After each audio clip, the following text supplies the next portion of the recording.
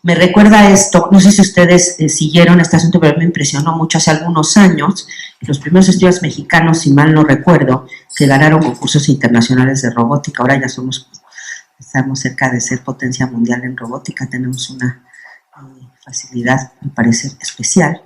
Pero los primeros fueron los chicos del Poli, que sin el apoyo de ninguna institución, supieron que había un concurso muy importante en la ciudad de San Francisco, juntaron dinero desde colectas, vendiendo tortas con su familia, se fueron de aventón y luego ya empezaron a ganar en muchas de estas competencias. Y a mí me interesó mucho este asunto y en su momento colaboraba mucho con el director general del Poli, en su momento Enrique Villa, y le dije, director general, me gustaría mucho poderme reunir con estos chicos para entender cómo es que le están ganando a los americanos y a los israelíes.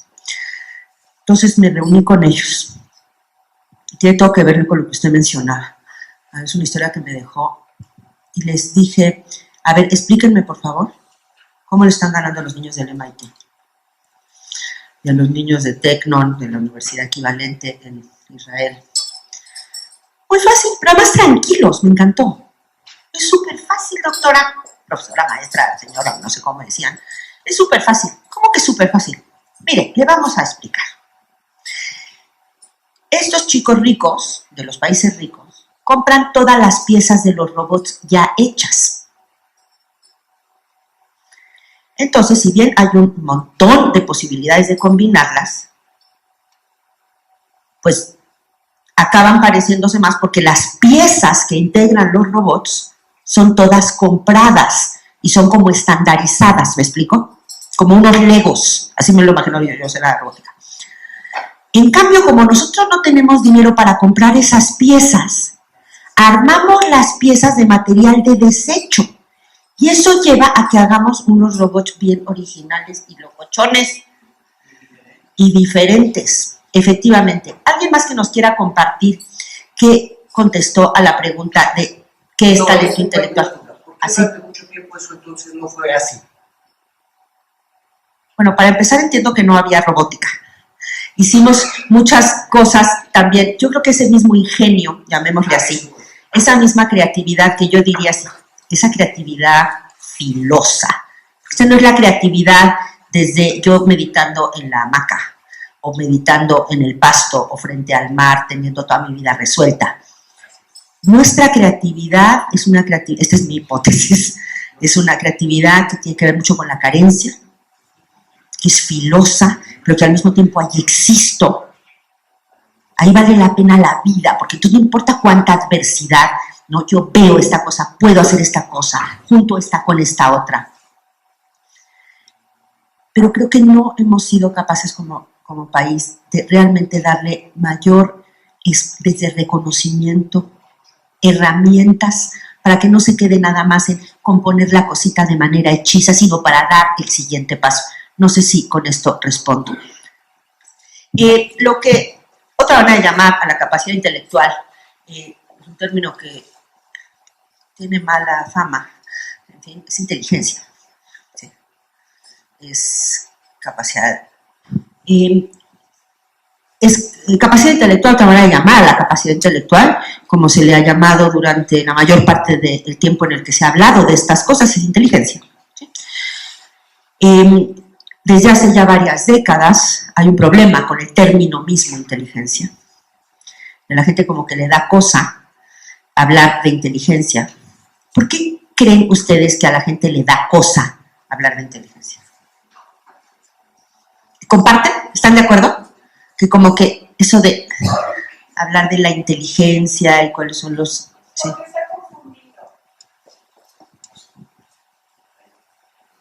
Se ha confundido. Existen test que miden el número de conocimientos que tenemos, pero no el desarrollo de nuestra inteligencia. O sea, miden qué tanto he aprendido de manera así como teórica, pero no, eso no es inteligencia, eso nada más es un cúmulo de conocimientos que he almacenado, pero eso no mide mi inteligencia. Efectivamente, ahí hay un punto muy, muy importante en, digamos, el consenso al que se ha llegado en los estudios sobre capacidad intelectual, sobre inteligencia, es que la inteligencia está compuesta por dos elementos fundamentales, lo que se llama inteligencia cristalizada, que es fundamentalmente conocimiento, ¿sí? Y lo segundo es inteligencia fluida, que es, llamémosle, capacidad de procesamiento de ese conocimiento y de esa información. Hay un enorme debate, y ha habido un enorme debate con respecto a cuáles son los componentes ya más específicos de la inteligencia, pero también parece haber un consenso de que hay una cosa que se llama inteligencia general, ¿sí? Que es la que, por cierto, nosotros medimos. Y luego tienes, llamémosle inteligencia o capacidad por dominio específico, ¿sí? Tú puedes tener, por ejemplo, alta inteligencia general, pero además ser especialmente bueno en el manejo de las palabras. En la parte verbal tienes una habilidad especial, o puedes tener esa en la parte de espacial, ¿sí? Hay gente, y esto en particular los hombres, parece que esa sí es una de las cosas que tienen que ver con la forma en que algunas diferencias en nuestros cerebros, parece que los hombres sí tienen en general una mayor capacidad de imaginarse espacialmente cosas, objetos, dimensiones y demás. Pues es otro atributo, que además no necesariamente se correlaciona con lo verbal. Alguien puede ser muy bueno en lo verbal y pésimo en lo espacial, o buenísimo en lo matemático, en lo numérico, y no bueno en lo verbal. Esa es, digamos, una de las definiciones generales. Por lo que ha causado mucho problema, tiene que ver con el asunto de los instrumentos. Las primeras mediciones de la inteligencia se hicieron en los Estados Unidos a principios del siglo XX, básicamente por un psicólogo que lo contrató el ejército norteamericano para seleccionar a los altos mandos del ejército norteamericano que iban a participar en la Primera Guerra Mundial. O sea, se estaban jugando la vida. Esto no era un chiste. O sea, sí quisieron, ¿sí? O sea, esto fue, todos los estudios de inteligencia vienen de ahí, históricamente, ¿sí? Los instrumentos, el primer instrumento, que por cierto es el antecesor remoto de las pruebas de IQ, que hay muchas diferentes variedades, pero que todas estas lo que buscan es medir inteligencia general, vienen de ese primer estudio de Terman, de los que se le aplicó a los cadetes norteamericanos para poder determinar quiénes de entre ellos, porque además sabía que no había suficiente número de oficiales, porque diría, pues ya estaban los oficiales. Pues no, era un país en paz, que además apenas, ni siquiera era la gran potencia que nos ha tocado siempre en nuestras vidas. En ese momento la gran potencia era Inglaterra, y entonces tenían que conseguir más, por si se iban muriendo los otros, y además iban a tener que tener muchos más oficiales de los previstos, y se les ocurrió que una manera de, bueno, no se les ocurrió, tiene cierta lógica, que alguien que va a dirigir grupos de personas en condiciones de alto estrés, etcétera, etcétera, muchas veces con personal recientemente capacitado, porque tampoco alcanzaban todos los cadetes que ya estaban, que iba a necesitar inteligencia general. En ese momento hasta ahí llegaba la cosa, ¿no? Se pensaba que la inteligencia general era un poco todo y que iba a servir desde para hacer las cuentas de cuánto material logístico necesitábamos para calcular, para a la hora de mandar no sé, disparar el cañón o lo que fuera, desde cuestiones así técnicas asociadas a conocimiento matemático hasta cuestiones más estratégicas, etcétera. Entonces, de ahí vienen los estudios de inteligencia. Durante mucho tiempo se aplicaron los estudios de inteligencia y nadie le daba ningún problema hablar de estos temas. Y inteligencia era igual a IQ, igual a prueba de IQ, punto final. Como sangre, tipo de sangre con una prueba de IQ. No, nadie, ay, oye, qué horrible que seas O positivo. No, pues no, o sea, simplemente unos tenían uno y otro. En fin, había cierta valoración positiva, pero se utilizaba fundamentalmente en el ejército primero, en las diferentes ramas del ejército, y después en las empresas. Se empezó a utilizar mucho en la parte de reclutamiento de personal, sobre todo, otra vez, para personal directivo. ¿Dónde empiezan los problemas? Cuando se empiezan a hacer estudios que involucran ya a grupos sociales distintos en un contexto, sobre todo a partir de los 60, de la guerra, de las luchas por los derechos civiles y la igualdad de los negros en los Estados Unidos. empiezan a salir estudios que, uno en particular, la campana de Bell, que fue un estudio que lo que mostró es que aplicando las pruebas estándar de IQ había una diferencia muy marcada entre los blancos y los negros. Y esto, en ese contexto, ya había evidencia, ¿sí?, acumulada en las empresas y en el ejército, pero no había tantos chicos que pudieran aspirar a ser oficiales, más de ninguno en el ejército norteamericano a principios de siglo que no fuera blanco. Entonces tampoco había tanta información de eso, y en las empresas también los puestos directivos pues solían reclutarse de entre los blancos. Pero hasta que empezó esto ya a generalizarse el uso de estas pruebas y algunos académicos empezaron a usarlas, pues vino esta bomba. Pues ahora resulta que los negros son más tontos, para ponerlo así, que los blancos. En un contexto, insisto, de batalla por los derechos de los negros. Y ahí empezó toda una prácticamente guerra en torno a los instrumentos, lo que usted mencionaba, qué tanto estos instrumentos miden adecuadamente. Esa es una corriente de pensamiento. Tengo que reportarles, todo esto siempre es conocimiento que no es perfecto, no estamos hablando aquí de física, no es ciencia exacta. Cuando digo estamos, a menos que diga otra cosa, estamos hablando en el mundo, o sea, la comunidad científica internacional, ¿sí? Lo que encuentra es que suena bien eso de que las pruebas de IQ pues tienen sesgos. Cuando menos las versiones más modernas, lo que dice la literatura es que no tienen sesgos. Y si acaso tienen sesgos a favor de grupos minoritarios, cuando menos de los grupos minoritarios en los Estados Unidos. Pero otra razón distinta a que sean genéticamente menos inteligentes los negros que los blancos, por la cual salgan menos bien en los exámenes de IQ. ¿Cuál se les ocurre que podría ser? Esa otra razón, distinta a la genética y distinta a que el instrumento esté mal. ¿Me expliqué? O sea, el dato duro es, en una prueba de IQ, consistentemente salen con menos puntajes los negros que los blancos. Sí, esto desde que se empiezan a aplicar, digamos, desde los 60 sabemos que esto, y sigue siendo el caso. El capital cultural de los padres y la relación con los... ¿Qué más? La falta de oportunidades al no acceso a las mismas escuelas que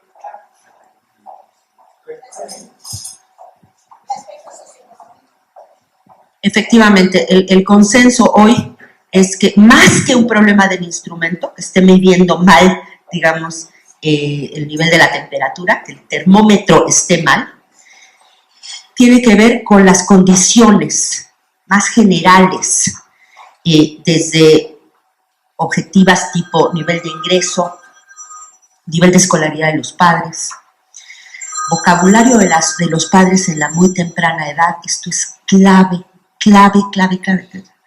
Es terrorífico. Ahí es una de las mayores transmisiones de la pobreza y se quedan atrapados los niños en la situación de pobreza.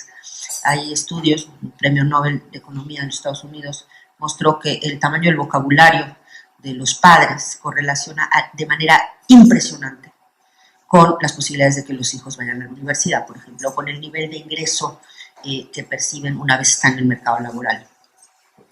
Porque no solamente es la cantidad de vocabulario, sino todas las conexiones neuronales que se producen a raíz de ello. Por eso es tan importante leerles a los niños. Entonces, más básicamente hoy el consenso tiene que ver, no es tanto que esté mal el termómetro, siempre es mejorable el instrumento, o que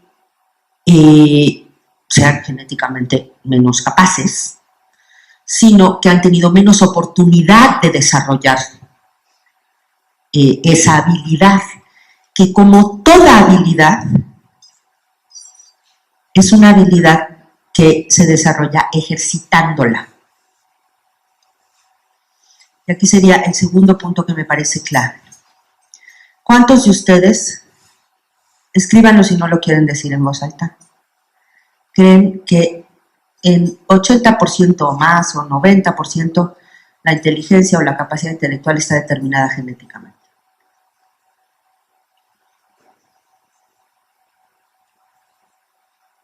Es parte de lo que hace el tema tan explosivo.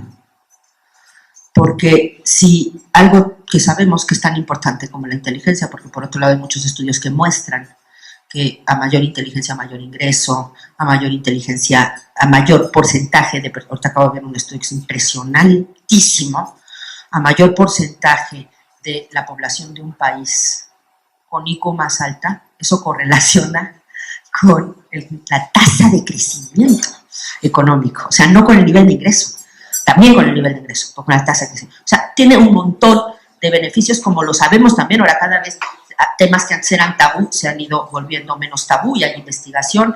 La revista El Economist, que quizá algunos de ustedes conocen, que les gusta hacer este tipo de cosas, midió, por ejemplo, cuál es el premio en salario de ser más alto. Hay un premio en salario. Puede no gustarnos, ¿sí? Sobre todo a los bajitos como yo, traigo tampón. Pero en fin, no es determinante, claro que alguien que no es muy alto puede hacerla, pero estadísticamente, ¿sí? Resulta que entre más alto eres, mejor nivel de ingreso tienes. Bueno, pues un poquito pasa igual con la inteligencia. El problema es justamente qué tanto esto es como la estatura o no. Si yo puedo hacer algo con respecto a la dotación inicial de inteligencia con la que nací o no. ¿Me explico?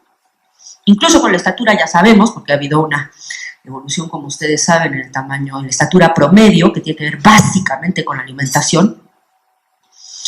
En el caso de la inteligencia es muy claro que, como en tantas cosas, no sabemos con precisión, pero más o menos el consenso de la comunidad científica internacional es que el nivel de inteligencia de una persona está determinada en 50% por sus genes y en 50% por el entorno.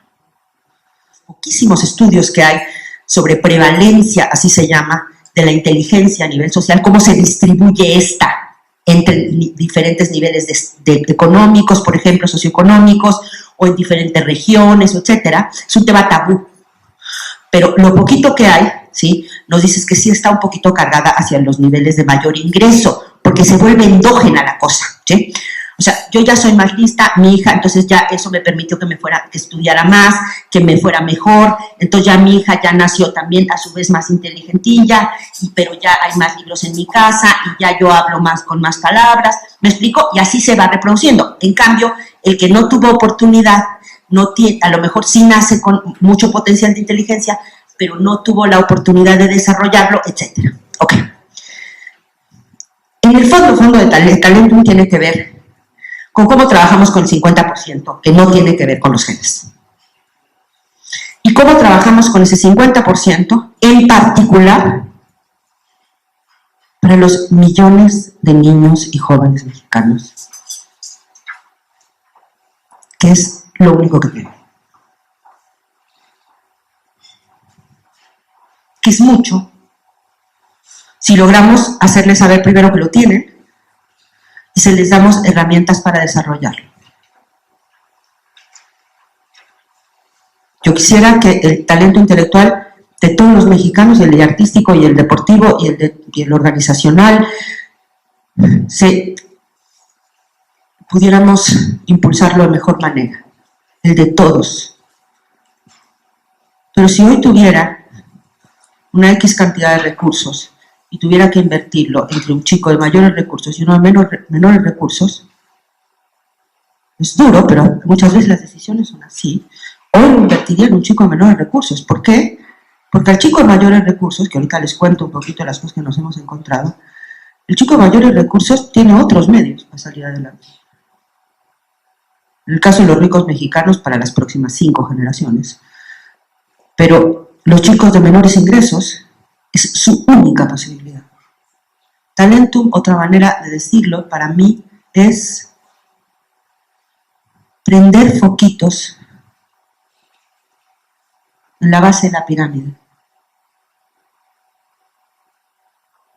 Es como ir con esos encendedores de gran largos, como de cocina, ¿saben? Ir prendiendo velitas. Está tan oscuro. No sé si vieron esa película El Callejón de los Milagros, que originalmente está pensada para Egipto, es igual a México. Si en México tú escogiste mal a tus papás, si naciste en un medio en desventaja, y esto se ha ido acentuando, no hay salida. De eso se trata la película y la novela, El Callejón de los Milagros. No hay salida. Es como, más allá, por más que te esfuerces. Y esto es como abrirle salidas, prender luces. Otra metáfora es poner trampolines para que esos niños lleguen al cielo, vuelen, toquen las estrellas, jueguen con las nubes. Esto importa por muchas razones. Datos duros. Los países que tienen, ya les dije, mayores niveles de inteligencia medidas con pruebas de IQ tienen mayores tasas de crecimiento económico. Los países que tienen mayores porcentajes de estudiantes en los niveles altos de PISA, que es la medida que nosotros usamos, niveles 5 y 6 de PISA, en matemáticas específicamente, crecen más, producen más patentes, innovan más. A nivel colectivo es claro el beneficio, a nivel individual casi todavía más claro, ¿sí? Y a mí sí me parece, a veces me enoja, a veces simplemente me entristece, que es como si estuviéramos todo el rato pasando por arriba del oro sin siquiera verlo. ¿Sí me explico? Ni lo vemos. Ahí está, ahí está. Y no lo detectamos, no lo cultivamos. Más bien, cuando hacemos algo con él, es triturarlo. A diferencia, sin embargo, del oro o del petróleo, que si tú lo dejas en la tierra y no lo minas, no lo sacas, ahí está, ahí se queda. Para dentro de 10 años, 20, la siguiente generación. Mi intuición es que con el talento intelectual pasan otras cosas. No tengo evidencia dura, pero tengo desafortunadamente mucha evidencia anecdótica de que el talento, insisto, el talento intelectual no utilizado se pudre. Para empezar, se enoja. A diferencia del petróleo, que no se enoja si no lo sacas. Está tranquilo el petróleo, ¿verdad? Otra vez, tú imagínate, haces listísimo en ese como laberinto, como si fuera un ratón, uno, y que tratas de salir y te enfrentas con una pared, y otra pared, y otra pared, y otra pared, y no hay. ¿Qué opciones tienes hoy? Si eres listísimo y vives en una comunidad y vienes de una familia que no tiene escolaridad prácticamente, que no tiene recursos, y vives en el estado de Guerrero, por ejemplo, o en el estado de Sinaloa, por ejemplo, o en el estado de Tamaulipas. ¿A dónde te vas? Eres listísimo. ¿A dónde te vas? Claramente. No somos, esto, yo por suerte no soy subsecretaria ni funcionaria pública, por decir algo así, corrieron, recuerdo hace algún tiempo un subsecretario, pero hay que decirlo también, sí somos potencia mundial en materia de organizaciones criminales, productoras y distribuidoras de estupefacientes. ¿No? Somos. ¿Ustedes creen que eso nada más se hace con puro narcomenudista? ¿Ustedes no creen que estas organizaciones necesitan financieros de primer nivel, abogados de primer nivel, ingenieros en sistemas de primer nivel? Hay alguna evidencia de que México nunca ha tenido una política de talento digna de tal nombre, pero olvídense de una política de tal nombre, de política de talento, no ha sido una sociedad especialmente cultivadora de sus talentos, ¿sí? Una sociedad que más bien descansa en el privilegio de lo heredado, nunca le ha dado mucho por cultivar sus talentos. Entonces, este es un problema viejo. Hay evidencia que indirectamente nos muestra que mucho de, al menos, insisto, el talento intelectual sobresaliente en México, de los chicos que venían de medios en desventaja, que no tenían oportunidad de desarrollarse en México, se iban a los Estados Unidos.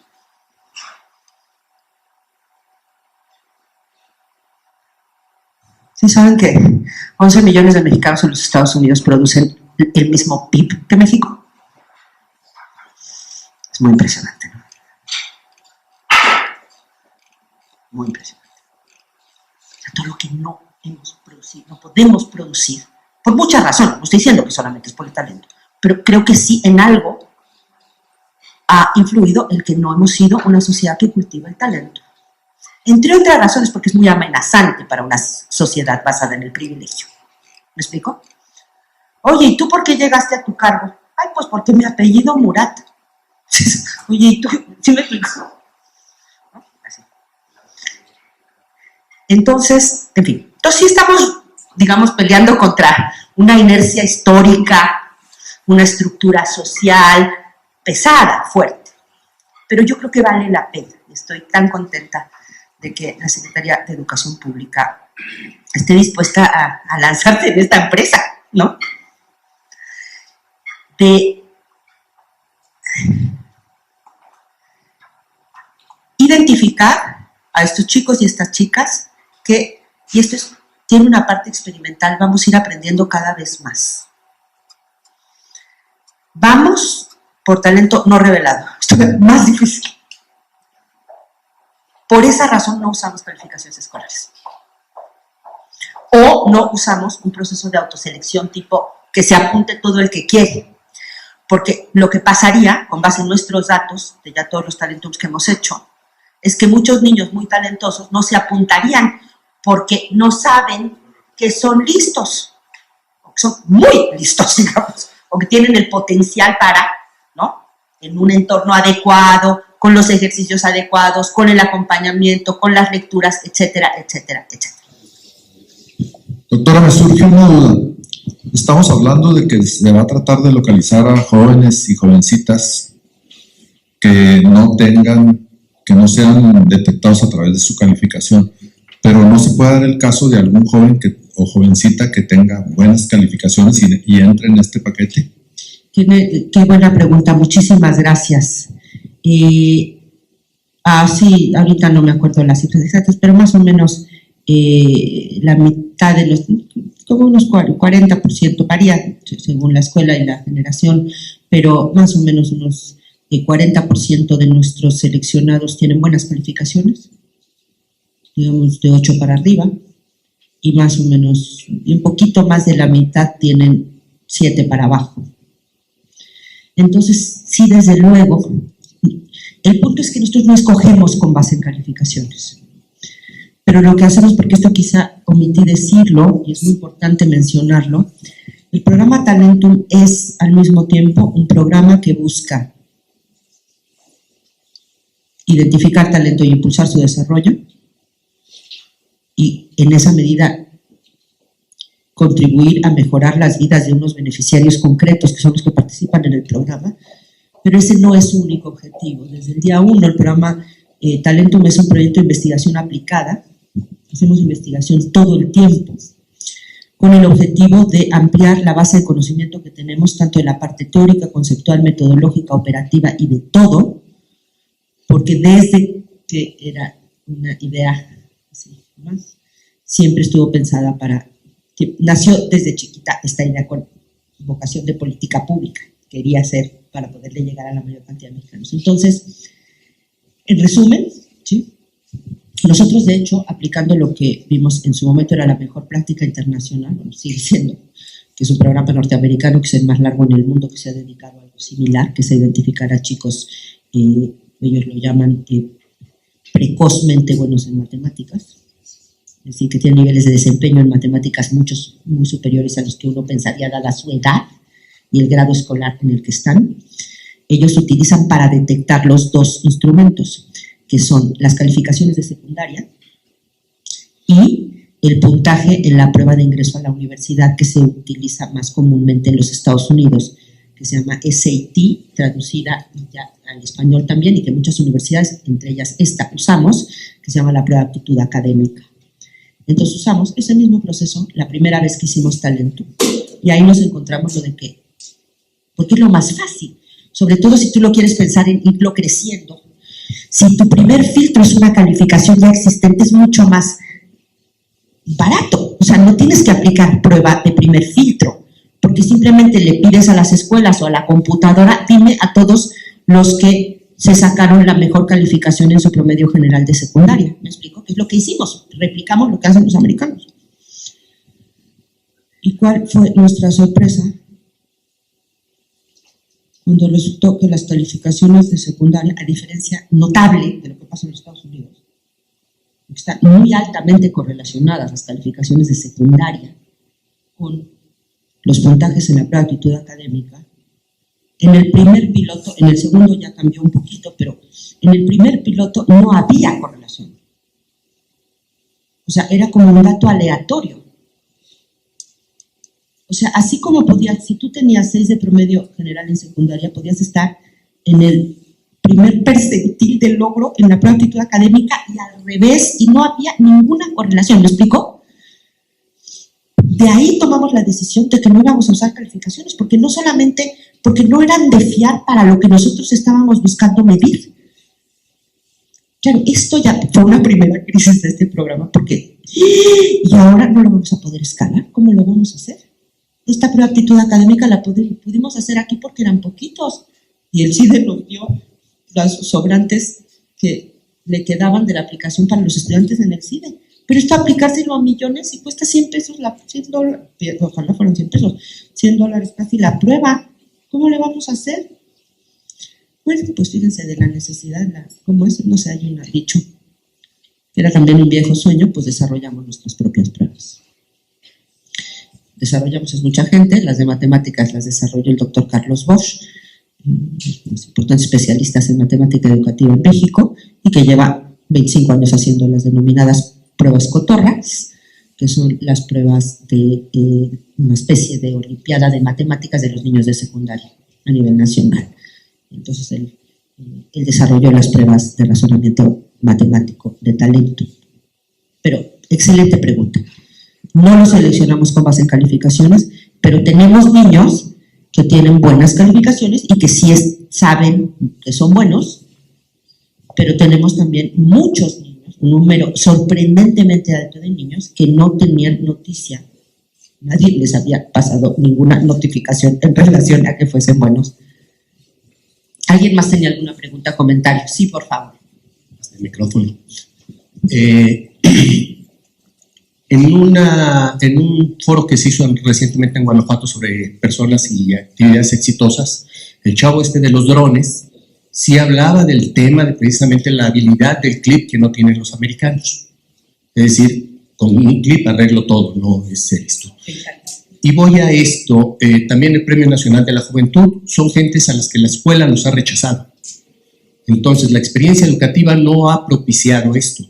Y la pregunta, quizás me estoy adelantando algunos temas, no descalifico, por supuesto, con ello, pero creo que están haciendo esfuerzos en distintas direcciones en el sector educativo, porque pensemos que hay talentos fuera del sector educativo, ¿sí?, que no están teniendo acceso a la escolaridad, y actualmente los esfuerzos que se hacen por mejora en Planea, los esfuerzos que se hacen en emprendedores, etcétera, todo lo que implica el desarrollo de habilidades socioemocionales finalmente van tendientes a toda esta parte de la experiencia también positiva en la escuela.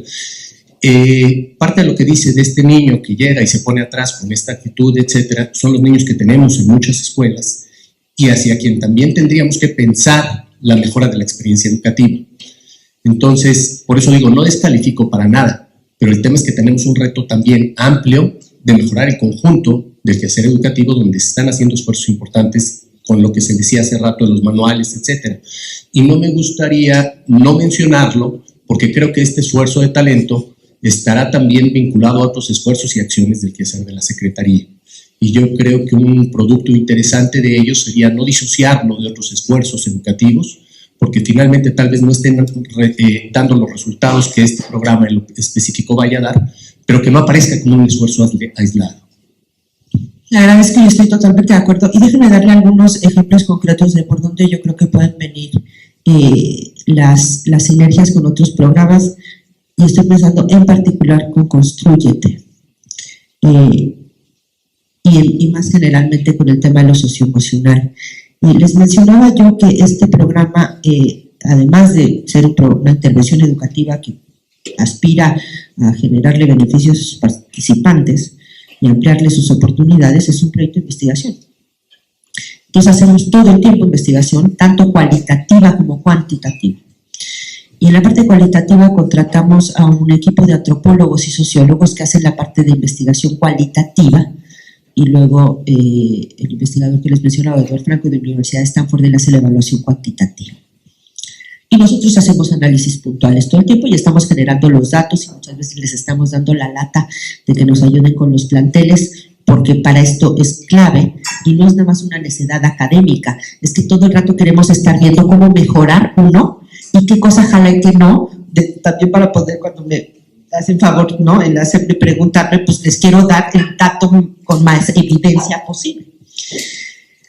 Bueno, nunca olvidaré el reporte que me hicieron de los primeros talentums de los antropólogos y los sociólogos. Llegaron y me dijeron: Blanca, te tenemos buenas y malas noticias. Le dije: bueno, pues primerito las malas noticias. Entonces me dicen: bueno, si entendemos bien, el interés de tu programa es, una vez identificados estos chicos, es que crezcan intelectualmente y académicamente. Ahí la mala noticia es que sí los estás logrando que crezcan, pero no tanto, creo, como tú quisieras. Carita triste. Pero te voy a decir las buenas noticias, que son buenísimas noticias. Pues sí las necesito con urgencia. Y me dice: estás haciendo una cosa que es muy importante, están haciendo una cosa que es muy importante. Y es muy importante por de dónde vienen estos niños. Están en niveles de menos infinito en autoestima, menos infinito en sentido de autoeficacia, que es la idea que tú tienes de tu capacidad para poder cambiar tu vida, mejorarla, hacer algo con ella.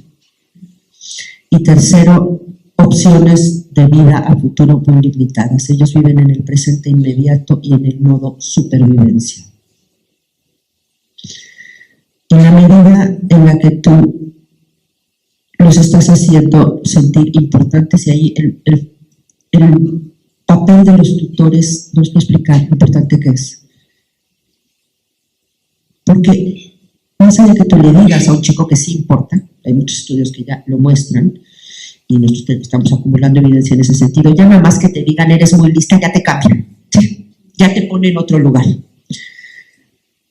Pero si encima esto te lo dice con sus actos, un chico o una chica de nivel licenciatura, que está cerca a ti, pero lo ves más para arriba porque está más grande y sabe más cosas que tú, y te está donando una de las cosas más valiosas que tiene un chico o una chica de 21 años, que es sus sábados en la mañana.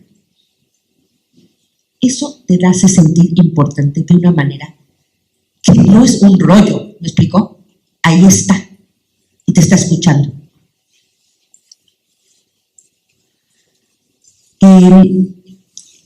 El sentido de autoeficacia, básicamente, por lo que ha servido, ha tenido mucho que ver con el componente tecnológico del programa. Les damos cursos de robótica y esto de que puedan hacer cosas. Muchos de nuestros niños no habían tenido experiencia. Sé que en muchos de sus planteles sí lo habían tenido, en los nuestros por diferentes razones no habían tenido esa experiencia. Y finalmente el de las opciones.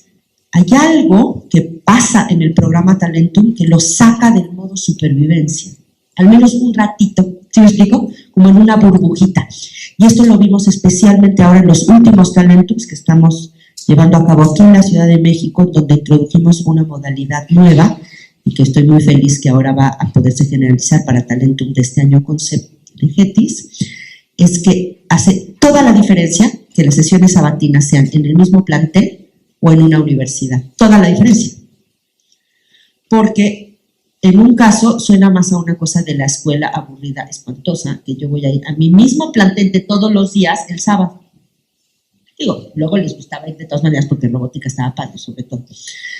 Pero si además de robótica vas a un lugar, a una universidad, y ahí empiezas a abrir tus perspectivas y empiezas tú a visualizarte como parte posible de una comunidad universitaria.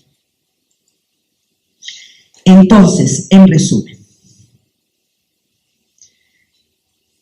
no tengo datos duros, pero yo que haya generado, porque yo trabajo solamente con niños con alto potencial de talento intelectual, pero conozco los datos, tenemos un problema de, creo, más general en la parte socioemocional.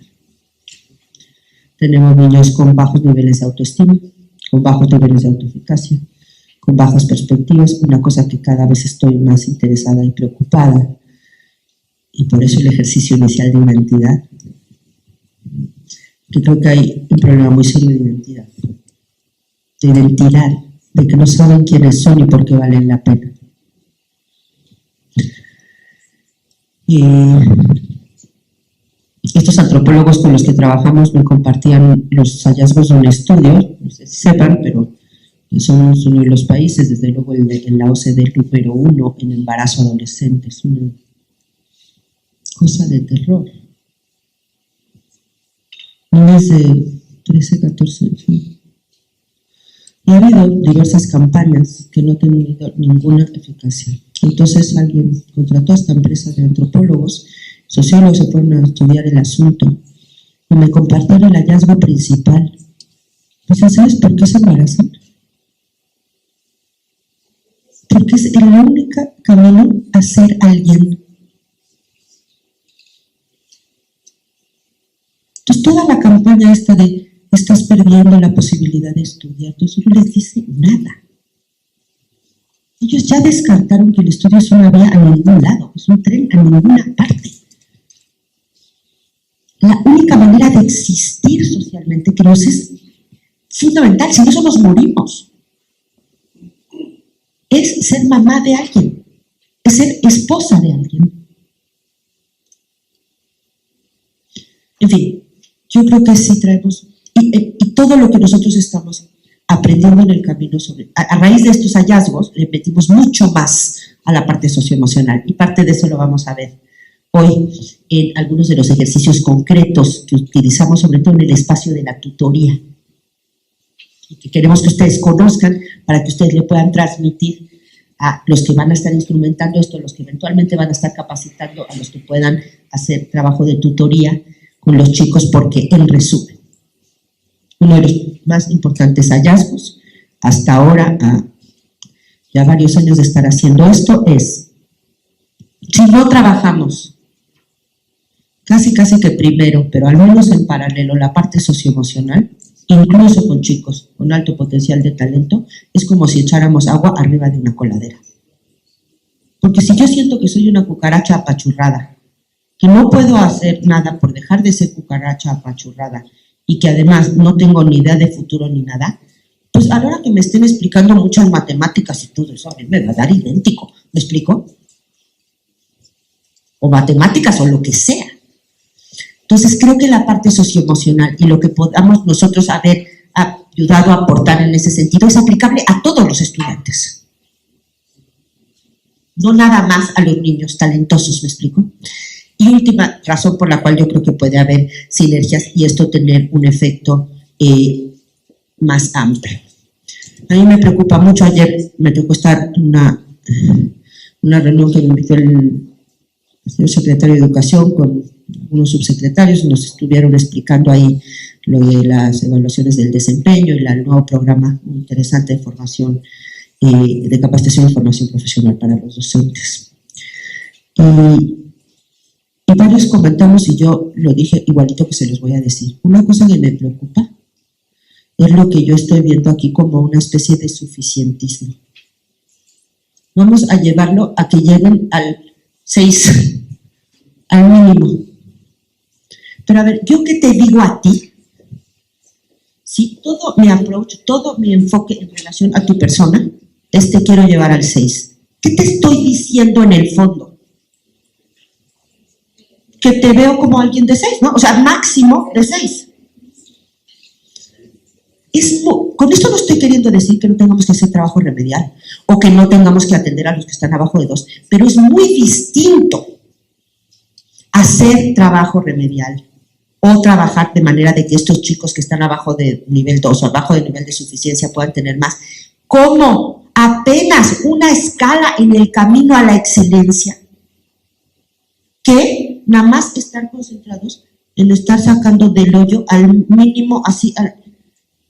Es que eso no entusiasma a nadie. Además, ¿ustedes han visto a alguien que le interese mucho los cursos remediales así que se fascinen? Sea maestro, sea alumno. ¿Conocen ustedes a alguien? Por favor, preséntenmelo. Porque básicamente el mensaje que te está mandando es pues a lo más que yo creo que tú puedes llegar es al pase. ¿Sí lo expliqué?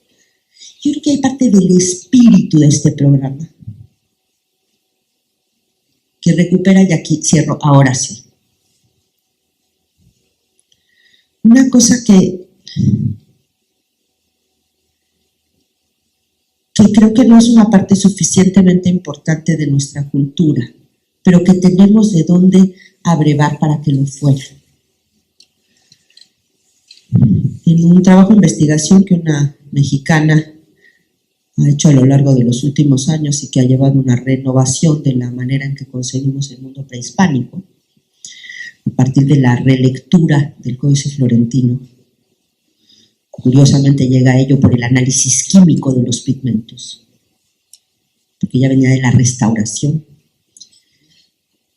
Total, ella recupera, yo le digo siempre, tengo la fortuna de conocerla, ya se la llevaron los gringos, pero está trabajando ahorita en Los Ángeles.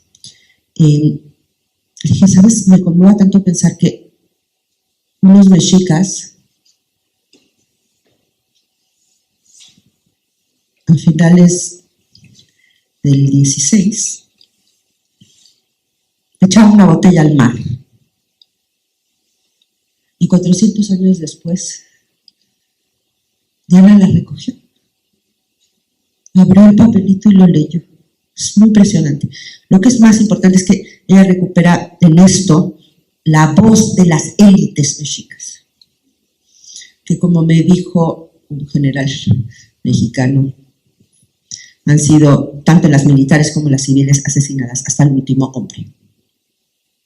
Eran todos hombres.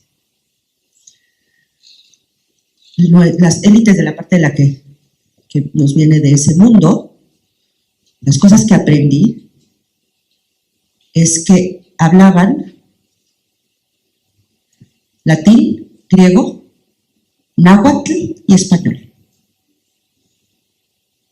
Son los pintores del Códice Florentino, que eran parte de la élite, porque a diferencia de Europa, que eso vino después, en lugar del artista como parte de la élite, y que eran vistos más bien como, y que eso es una cosa más del Renacimiento, hasta antes de eso se les veía como más tipo técnico, ¿sí? De que ellos nomás sabían hacer la cosa de las pinturas.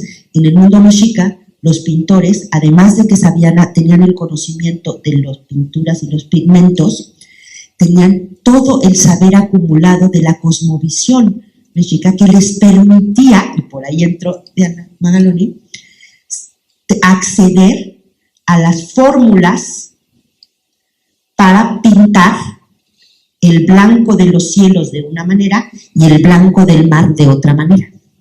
Y eso tenía que ver con toda una manera de concebir el universo, el tiempo, etc. Son eran los grandes depositarios del más alto saber colectivo y tenían una sensación de responsabilidad frente a su comunidad que mientras todos sus familiares se estaban muriendo afuera, ellos se quedaron en el convento de Tlatelolco escribiendo pues la enciclopedia del mundo mexica para que no se perdiera su mundo. Y terminó diciendo, ahí sí había una visión de excelencia y cero visión de que éramos menos de nadie. Ellos se hablaban de tú a tú con los pintores del Renacimiento. ¿Cómo lo descubrió Diana Magaloni? Por el análisis de la forma en la que pintan. Y entonces juguetean y hacen como que dibujan como Durero y le están hablando a Durero. Y termino diciendo, según la visión del mundo mexica, el mundo es, me cuesta entenderlo pero es circular y ascendente. No es lineal. Y en esa visión, y que además va recogiendo el tiempo, todo lo que ha ido pasando, lo va integrando y lo va elevando. Entonces, desde esa visión del mundo, ellos le dieron la bienvenida a su universo, a Europa.